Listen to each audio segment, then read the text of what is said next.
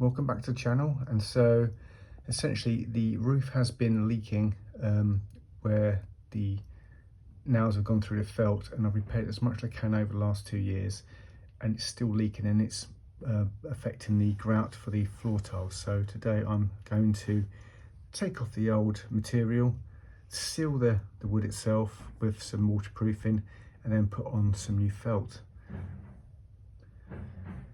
And hopefully it will stop it leaking in the future.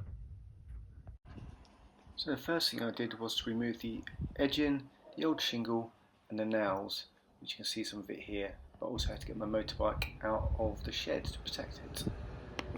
I then used some waterproof sealant suitable for wood to seal the roof. Unlike in the original build, I used a tile adhesive to help secure the felt shingle this time. I bought a significant amount of shingle so that I could have nearly ½ metre of overlap on each strip, using the tar and tack nails to secure each layer. With 4 strips of evenly tacked and adhered strips, I was pretty happy with the quality of the installation. As you can see, it looks quite smart. Since this work was completed, we've had some very heavy rain, but good news, the shed roof doesn't leak anymore. Anyway, thank you for watching. And I'll speak to you in the next video. Until then, take care. Bye bye.